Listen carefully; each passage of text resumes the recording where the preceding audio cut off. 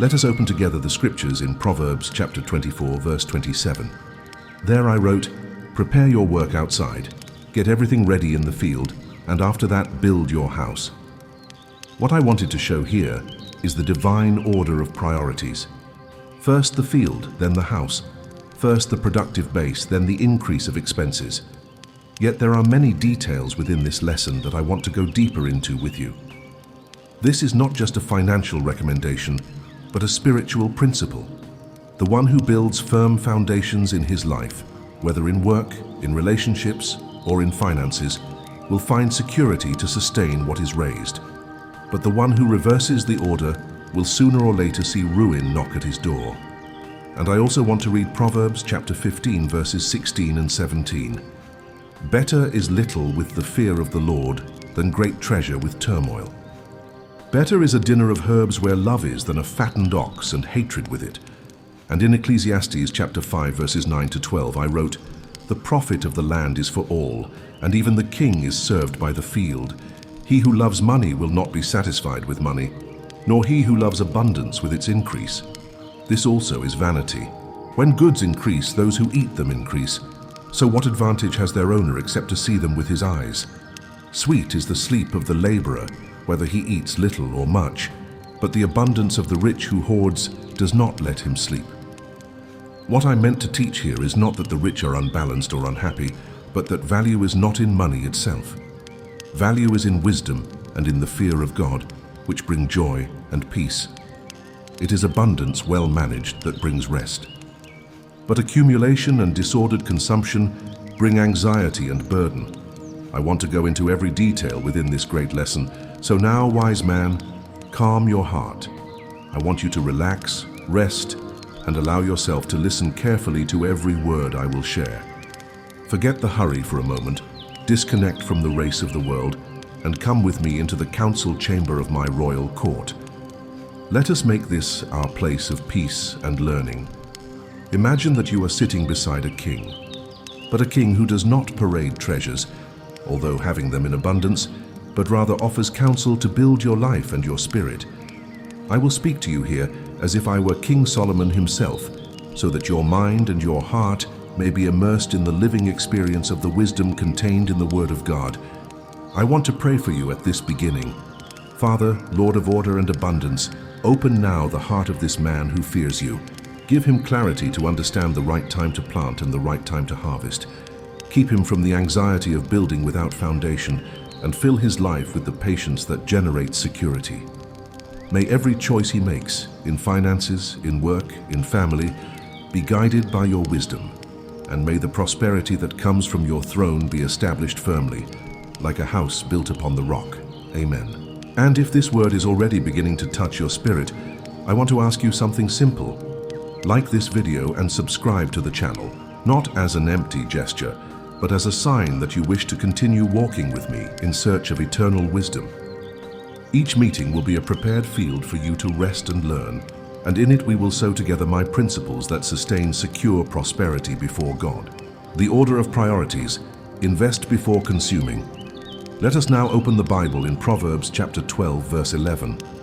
There I wrote, "He who works his land will have plenty of bread, but he who follows worthless pursuits lacks understanding." What I meant to teach here is simple yet profound. First, take care of what produces fruit, the field that feeds your house, the labor that sustains your life. The man who chases appearances, running after vanity, soon finds himself in scarcity. But the one who remains faithful to his field, to his vocation and to his work, will always have abundance.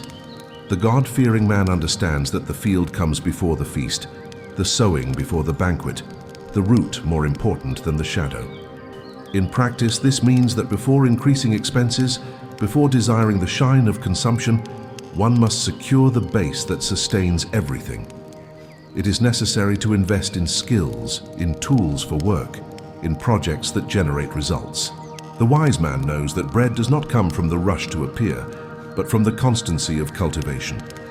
He understands that harvests are never improvised. They are born from discipline, from focus, from daily care.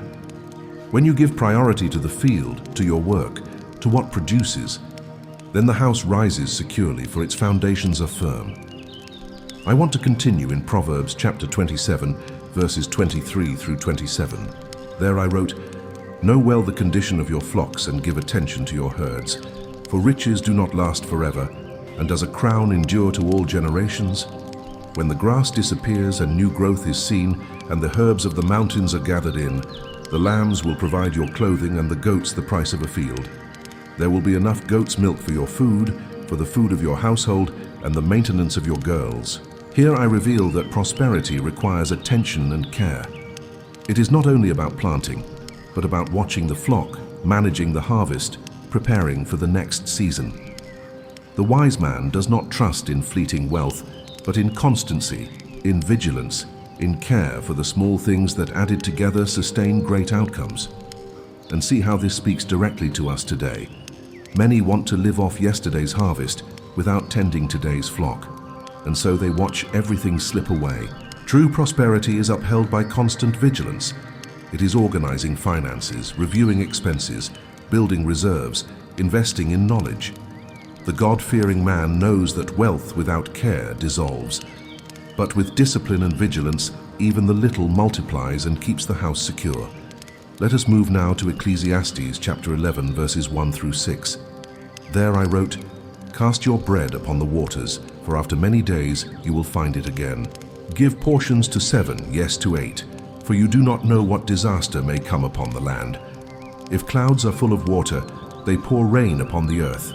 Whether a tree falls to the south or to the north, in the place where it falls, there will it lie. Whoever watches the wind will not plant, whoever looks at the clouds will not reap. As you do not know the path of the wind, or how the body is formed in a mother's womb, so you cannot understand the work of God, the maker of all things. Sow your seed in the morning, and at evening let not your hands be idle. For you do not know which will succeed, whether this or that, or whether both will do equally well. What I meant here is that diligent work and diversification are part of wisdom. One cannot wait for the perfect moment, nor place everything in one field, but must sow with confidence, share with prudence, and act with constancy.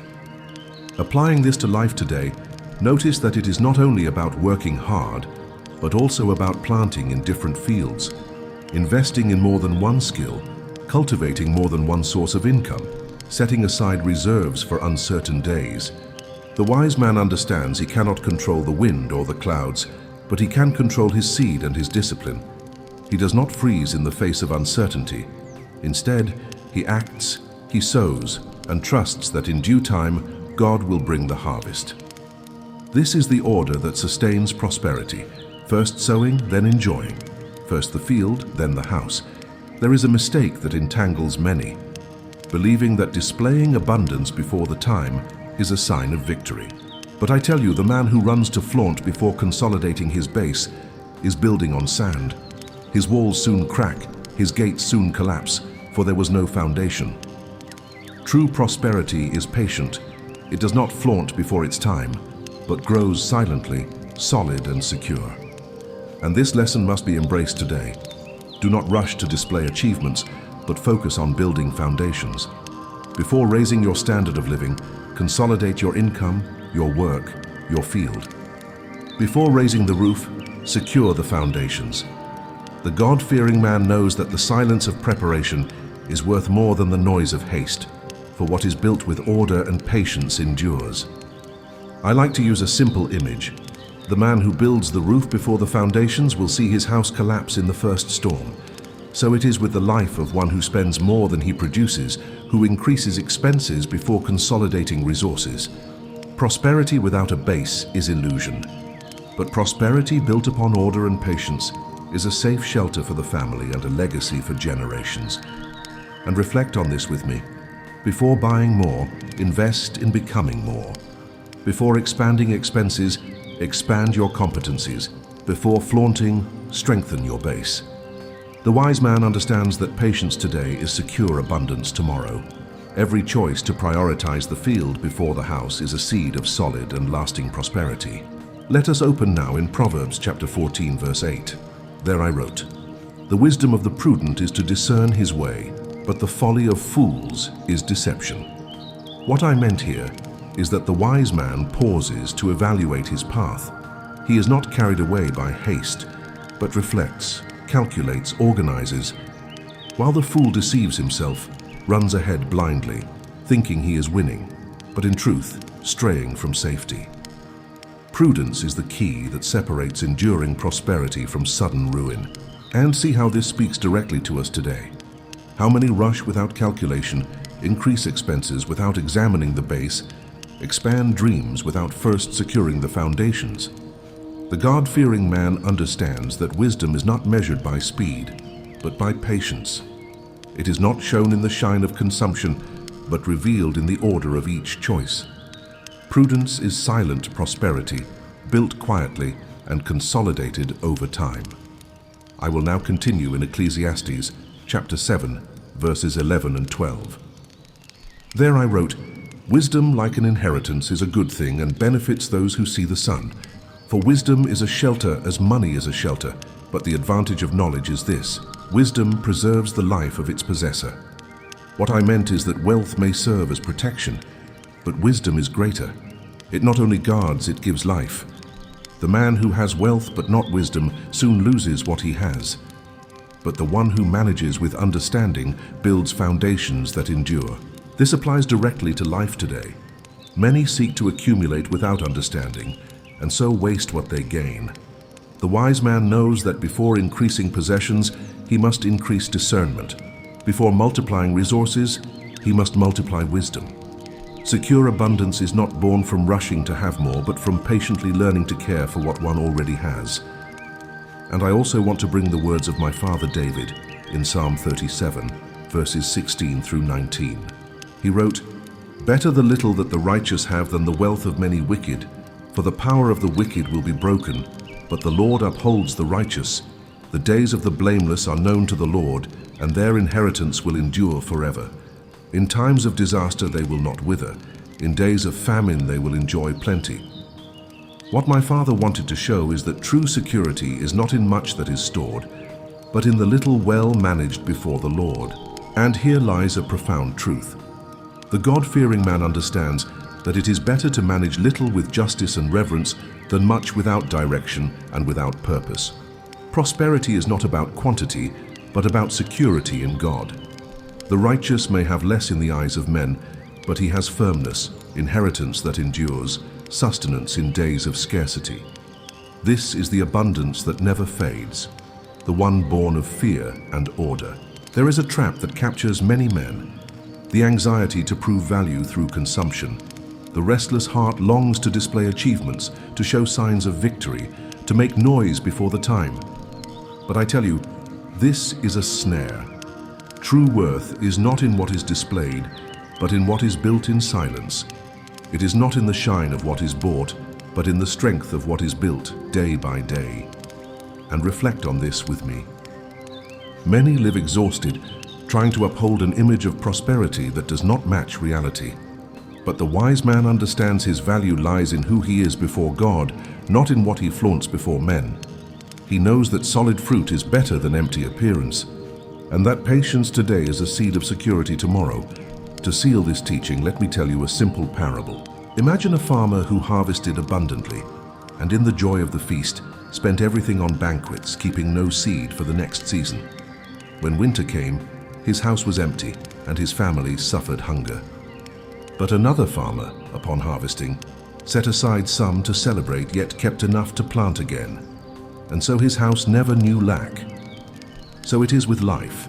The one who consumes everything without saving has no future, but the one who manages with patience will always have harvest. This parable speaks straight to the heart. To manage with patience, to invest before consuming, to save seed for the future, is wisdom that shields the house and blesses generations. The God-fearing man understands that true prosperity is not measured by today's feast, but by tomorrow's security. Patience today is secure abundance tomorrow. Patience and time, the path to secure prosperity. I want to open now the book of Ecclesiastes, chapter 3, verses 9 to 15. There I wrote, "What does the worker gain from his toil? I have seen the burden God has laid on men. He has made everything beautiful in its time, He has also set eternity in the hearts of men, yet they cannot fathom what God has done from beginning to end. I know that there is nothing better for them than to be happy and do good while they live, that everyone may eat and drink and find satisfaction in all his toil. This is the gift of God. I know that everything God does will endure forever. Nothing can be added to it and nothing taken from it. God does it so that men will revere him. Whatever is has already been, and what will be has been before, and God will call the past to account. What I wanted to teach here is that everything has its proper time. God is the one who orders the seasons, and the wise man must learn to respect the rhythm of life. Inheritance received before its time is not a blessing, but a burden. Haste does not bring the harvest sooner. It only plucks the fruit green from the tree. And see how this applies, and in work, many want immediate results and give up when they don't come quickly. In love, many want rushed commitments and suffer because they did not wait to mature. In faith, some demand instant answers, not understanding that God works in the unseen, shaping the heart before bringing provision. The God-fearing man learns that patience is active trust. It is to keep watering, caring, persevering, even without yet seeing the fruit, because he knows that everything God does endures, and in due time, the righteous enjoy the fruit of their labor. I will now open Proverbs chapter 20, verse 21. There I wrote, "An inheritance quickly gained at the beginning will not be blessed at the end." What I meant is that rushed achievements, wealth acquired without preparation, end up being a curse. The man who receives too soon what he cannot manage quickly loses it, because he has not grown roots to sustain the weight of blessing. True prosperity demands preparation. Only what is built with patience and discipline remains. And how many times have we seen this happen? Young men who inherit wealth unprepared and waste it in a few years. People who reach high positions without character and fall by their own recklessness. Families who increase expenses without a base and end up drowned in debt. The wise man understands that waiting is not delay, it is foundation. Patience is not weakness, it is strength. What comes too fast can be lost just as quickly, but what comes in God's timing becomes legacy. I also want to move now to the Song of Songs, chapter 8, verses 7 to 10. There I wrote, "Many waters cannot quench love, rivers cannot wash it away. If one were to give all the wealth of his house for love, it would be utterly scorned. We have a little sister, and her breasts are not yet grown. What shall we do for our sister on the day she is spoken for? If she is a wall, we will build towers of silver on her. If she is a door, we will enclose her with panels of cedar. I am a wall, and my breasts are like towers. Thus I have become in his eyes like one bringing contentment." What I wanted to show is that even love needs to mature to become strong. Nothing precious is born ready. It is strengthened with time, patience, and care. So it is with prosperity. If rushed, it becomes fragile, but if cultivated, it withstands the waters and cannot be quenched. Apply this to your life today. Do not run to prove your value through haste, nor seek shortcuts to speed life up. The tree that grows too fast does not form deep roots. Any wind may knock it down, but the tree that grows slowly, sending down firm roots, remains standing for generations. So it is with the life of the God-fearing man. Patience today becomes security tomorrow, because every step taken calmly is stronger than 100 taken in haste. There is a deception that ensnares many hearts, believing that haste is wisdom. But I tell you, rushing without understanding leads to poverty, but walking with patience in the fear of the Lord leads to secure abundance.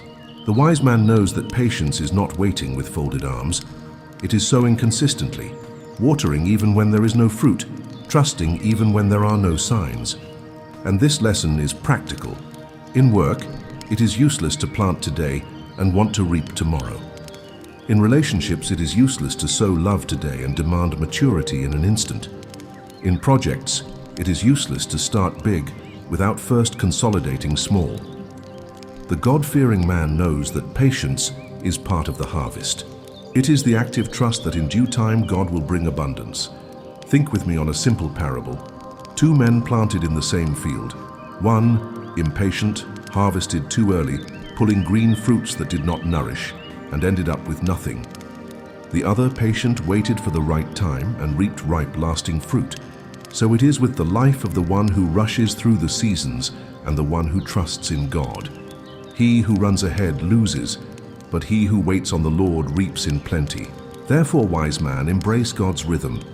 Do not chase the wind, do not hasten the times. What is yours will not pass by, it will come in its season. Patience is active trust, the certainty that God is never late. He prepares, strengthens, and delivers in His perfect time. I will open now Proverbs chapter 19, verse 2. I wrote, "It is not good to have zeal without knowledge, nor to be hasty and miss the way." What I wanted to reveal is that haste leads to downfall, and acting without understanding is the path to misery. It is not speed that guarantees prosperity, but wisdom in reflecting before acting. I want to continue in Ecclesiastes chapter 5, verses 18 to 20. There it is written, "Then I realized that it is good and proper for a man to eat and drink, and to find satisfaction in his toilsome labor under the sun during the few days of life God has given him, for this is his lot. Moreover, when God gives any man wealth and possessions and enables him to enjoy them, to accept his lot and be happy in his work, this is a gift of God. He seldom reflects on the days of his life, because God keeps him occupied with gladness of heart." What I wanted to teach is that the blessing is in enjoying what has been achieved with gratitude, not in running endlessly without ever tasting. And I also want to read Psalm 1 verses 4 to 6, written by my father David. He said, "Not so the wicked. They are like chaff that the wind blows away. Therefore the wicked will not stand in the judgment, nor sinners in the assembly of the righteous. For the Lord watches over the way of the righteous, but the way of the wicked will perish." What my father wanted to teach is that haste and immediacy are like chaff in the wind, but those who trust in the Lord remain. Here is where you must reflect. The blockage for many is the fear of being left behind. That fear generates haste, and haste generates poor choices. But the wise man knows that trusting God also means waiting for the right time. The anxiety of wanting to achieve quickly is a sign of mistrust, but patience is active trust. God-fearing man, I want you to remember this simple parable. 2 men planted their seeds. One, anxious, harvested too early and lost the fruits not yet ripe. The other, patient, waited for the right season and reaped in abundance. So it is in life. Those who rush lose, those who wait on God prosper. This is the path I teach you. Patience is not inactivity. It is faith, working in God's rhythm. It is planting, watering, waiting, and then reaping. For true prosperity does not come from the race, but from trust in the Lord's timing. This is the mark of the wise man: active patience, practical trust, secure abundance. Managing expenses is safeguarding the future. Let us open together in Proverbs chapter 13, verse 11. There I wrote, "Wealth gained hastily will dwindle, but whoever gathers little by little will increase it." What I intended to teach here is that abundance is not built on the impulse of desire, but in the consistency of one who manages with patience. He who multiplies slowly and with order, that one remains. The foolish spend on immediate pleasure and end up in poverty, but the God-fearing man understands that every financial choice is a seed. And whoever sows with discipline reaps in safety. You know well how this applies. Those who seek shortcuts fall into traps. Many fall into debt trying to get rich quickly, but lose everything because they lacked patience to grow with solidity. Yet the wise man who saves a little today, who manages his expenses with care, builds a firm future. God honors the one who respects time. For time tests the heart's faithfulness and reveals who is prepared to sustain prosperity. Let us also open in Proverbs chapter 21, verses 17 through 20. I wrote, "Whoever loves pleasure will become poor. Whoever loves wine and oil will never be rich. Precious treasure and oil are in a wise man's dwelling, but a foolish man devours it." What I meant to show here is that wealth is not lost only through lack of gain, but also through constant waste. The foolish man stores nothing, consumes everything, and lives only for today. But the God-fearing man who manages with sobriety keeps in his house what endures. This word is clear for your life. Many believe that spending without measure is truly enjoying life, but I tell you, true enjoyment lies in having reserves for difficult times, in seeing your family protected, in not depending on anyone in days of adversity. The wise man does not allow himself to be enslaved by consumption, because he understands that every expense is a spiritual decision. He who masters present pleasures safeguards freedom for tomorrow. And I want to open still in Ecclesiastes chapter 10, verses 18 and 19. There, I said, through sloth the roof sinks in, and through indolence the house leaks. Bread is made for laughter, and wine gladdens life, and money answers everything. What I meant to teach is that negligence destroys what was built, and that even the joy of a banquet is lost when there is no wisdom to manage resources. The man who spends only for entertainment sees his house crumble, but the one who understands the value of money uses it as an instrument of purpose. This teaching is indispensable. Managing expenses is not limiting your life, but protecting what God has placed in your hands. The God-fearing man knows that even wine and feasts need order, for even joy becomes a burden when sought without measure. Controlling your spending is part of your spirituality, because everything that passes through your hands must reflect the fear and faithfulness to the Lord. There is a common mistake among men. Many think that managing expenses is a sign of misery or limitation, but I tell you, it is exactly the opposite. When you choose not to spend excessively, you are choosing security, freedom, and longevity in prosperity. What is well managed today becomes a fortress tomorrow, but what is wasted today becomes slavery in future days. The application is clear. Think about your own life. A wineskin without a stopper does not retain wine, and a heart without discipline does not retain prosperity. Many even receive much, but because they do not control their expenses, they always live in tightness as if they never had enough. The wise man understands that every coin saved is freedom gained, and every unnecessary expense is a chain built. Therefore, to manage is to choose God's blessing in every detail of the day. Let us now go to Proverbs chapter 11, verse 14. There it is written, "Where there is no guidance, a people falls, but in an abundance of counselors there is safety." What I wanted to show is that even in management, counsel is needed. No one prospers alone, and seeking wisdom is part of the path. And I also want to open the book of Song of Songs, chapter 2, verse 15.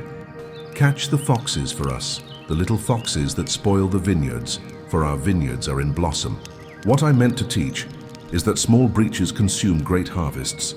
It is the small expenses that devour great gains. And I will also read Psalm 1 to 12, written by my father David, from verse 1 to 9. Blessed is the man who fears the Lord, who greatly delights in his commandments. His offspring will be mighty in the land. The generation of the upright will be blessed. Wealth and riches are in his house, and his righteousness endures forever. Light dawns in the darkness for the upright. He is gracious, merciful, and righteous. It is well with the man who deals generously and lends, who conducts his affairs with justice. For the righteous will never be moved. He will be remembered forever. He is not afraid of bad news. His heart is firm, trusting in the Lord. His heart is steady. He will not be afraid until he looks in triumph on his adversaries. He has distributed freely. He has given to the poor. His righteousness endures forever. His horn is exalted in honor. What my father meant to show is that true prosperity is born from the fear of the Lord, because managing with justice and generosity makes light arise even in darkness. Do you perceive the power of this teaching? Management is not just a matter of calculation, it is a matter of the heart.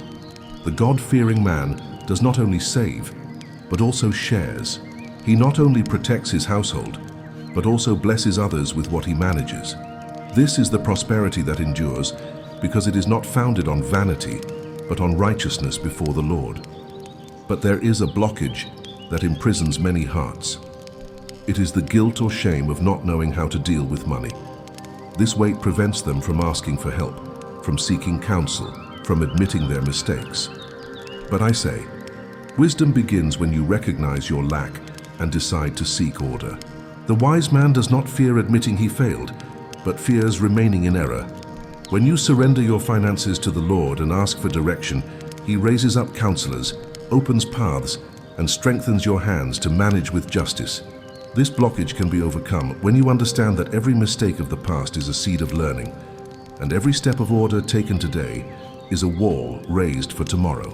The God-fearing man understands that it is not the mistake that defines his life, but the discipline he chooses to practice from now on.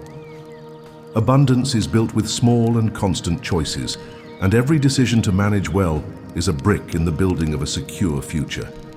Now I want to leave with you a simple parable.